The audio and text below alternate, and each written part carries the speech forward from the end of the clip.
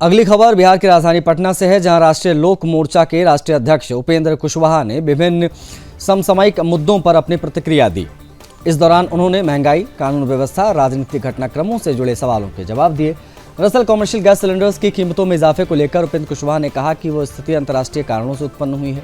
उन्होंने कहा कि भारत का इस पर कोई नियंत्रण नहीं है और इस परिस्थिति का सामना सभी को करना पड़ेगा। बिहार में अपराधियों के एनकाउंटर को लेकर उन्होंने कहा कि ये पुलिस का कार्य है।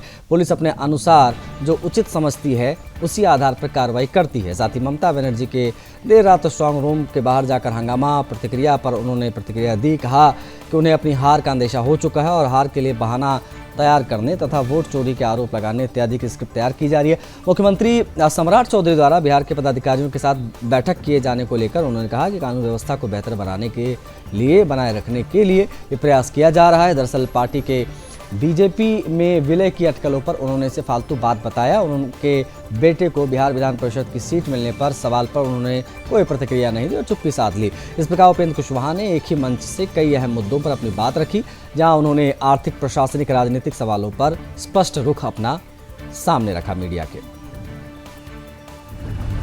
देखिए, अब अंतर्राष्ट्रीय जो स्थिति है, अब उस पर कंट्रोल भारत का तो है नहीं।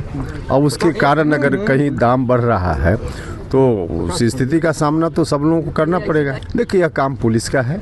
पुलिस अपने तरीके से जहां जो उचित समझती है उस तरह से कार्रवाई करती है। उनको पता हो गया है कि हार उनकी निश्चित है, इसलिए बौखलाहट में इस तरह की भूमिका बना रही है कि बाद में हारने के बाद वो कह पाएँ चेंज कर दिया गया, ईवीएम मशीन में गड़बड़ी कर दी गई, तो इसलिए भूमिका बना रही हैं। अभी तो मुख्यमंत्री जी कानून व्यवस्था को ठीक रखने के लिए जो भी उचित कदम है उठा रहे हैं, अच्छी बात है।